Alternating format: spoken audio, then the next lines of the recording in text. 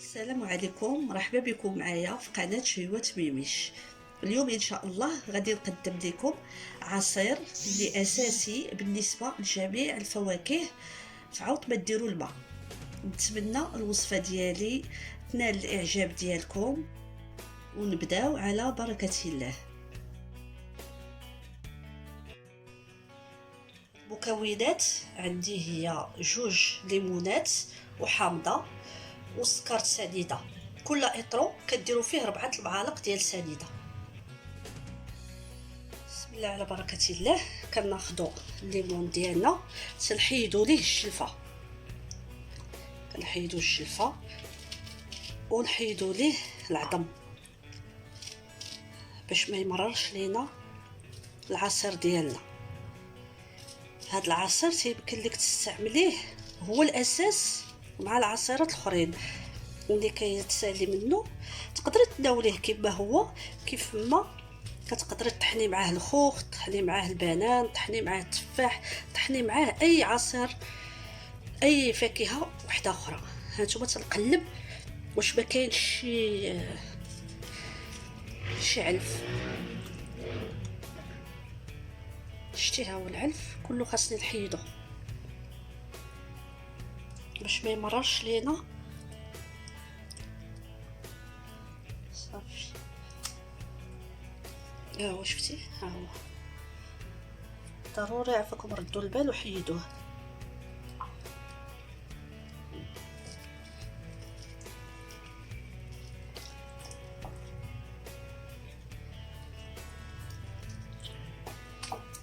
ها شتي، ها العلف.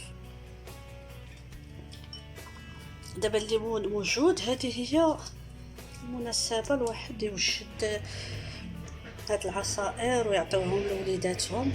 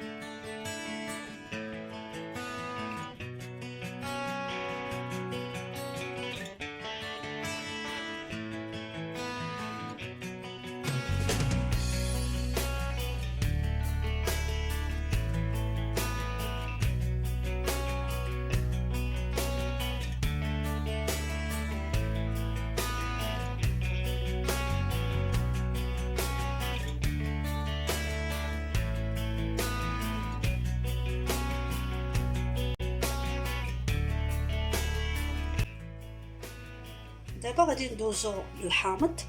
الحامض ساهل كنديرو بقشرته انا، شفتي هكا كنحيد منه حتى هو غير العلف.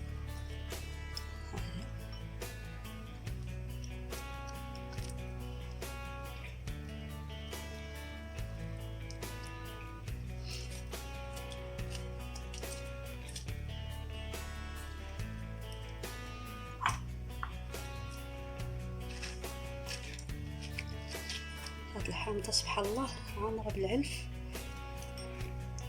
حيدوه كله باش ما يمررش لكم العصير.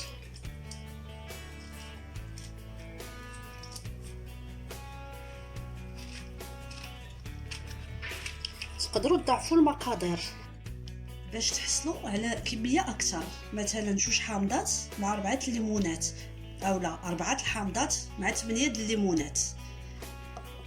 ونفس الشيء بالنسبه للماء، بغيتوه خفيف غادي ديروا الماء كثير، بغيتوه ثقيل غادي ديروا الماء قليل. هذا ان شاء الله غادي تجربوه، ما كطيبوه ما والو، ساهل وتيخرج كميه وفيره وصحي. دابا غادي ناخذو نبداو نطحنو في العصير ديالنا. حاجه بسيطه وسهله كما العاده.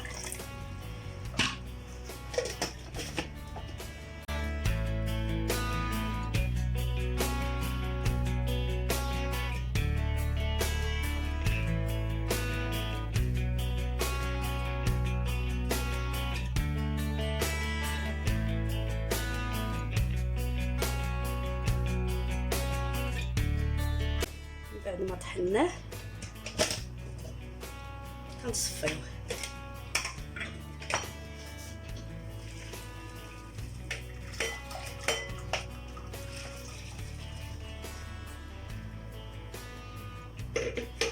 وهادشي اللي صفيناه غنعاودو نطحنوه مره ثانيه. كنطحنوه مره ثانيه فقط، ماشي عاوتاني نديرو الماء ونطحنوه ونعاود نزيدو شي مره اخرى. هذا كما كتشوفوا معايا نعاود نرجعو تطحن كيف ما شفتوا. نزيد عاود عليه الماء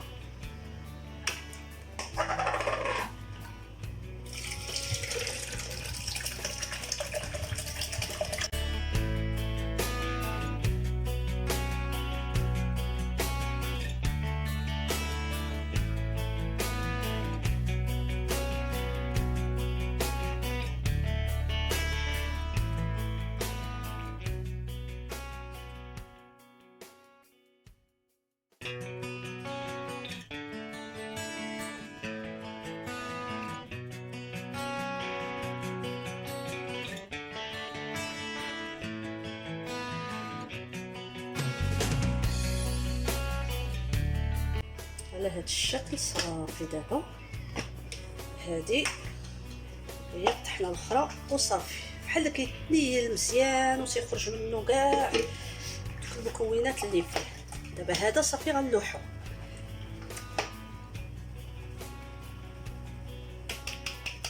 هانتوما شوفوا هادي راه غير نص الكميه، شوفوا شحال خرجت.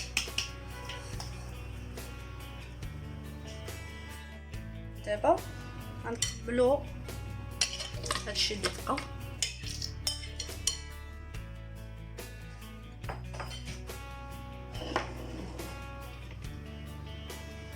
نزيدو الماء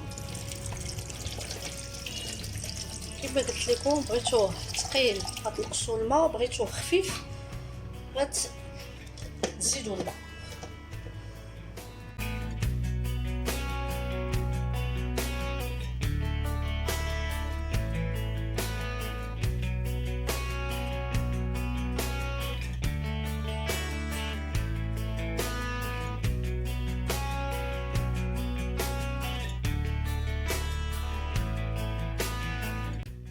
عاوتاني مره اخرى نزيد هذا، نعاود نعصر للمره الثانيه. طريقه سهله وبسيطه. انا حاولت ندير هذه لكم التفاصيل كلهم، ما بغيت نحذف حتى شي حاجه باش تشوفوا كلشي. حتى التسريع ديال الطحين ما بغيتش نسرع، غير باش تشوفوا كلشي.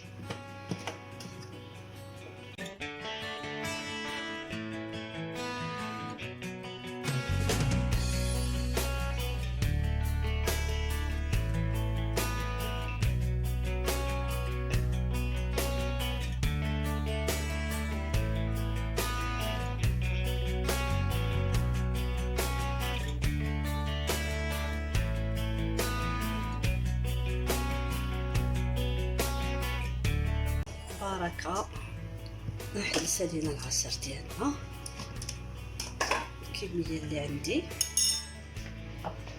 نصفيوها وغنوريكم شحال خرج ليا.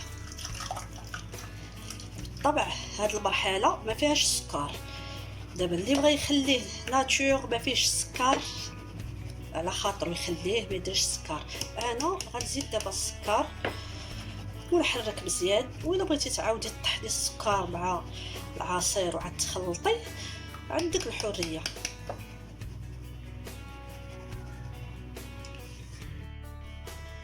انا غنزيد السكر ديالي، حيت انا دايره دابا غير حامضه وحده، حسب انا هنايا واحد 6 ديال المعالق كبار. هادشي غادي نخلطهم. شفتوا الكميه اللي خرجت ليا؟ ها هما هادي، وتقريبا نص ديالها. هانتوما شوفوا كيفاش عاقد وزوين. تقدروا ديروه، نعاود نقولها لكم، كاساس ديال العصائر. هذا تزيدوا عليه الخوخ، البنان، التفاح، المون، اي فاكهه عندك كتزيديها مع هذا الاساس، فعوض ما تزيدي الماء. وهانتوما كتشاهدوا الكميه اللي خرج ليا.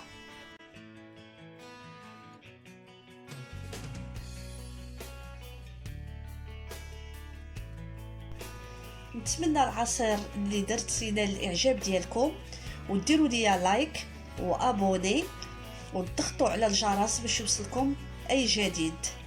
والى اللقاء.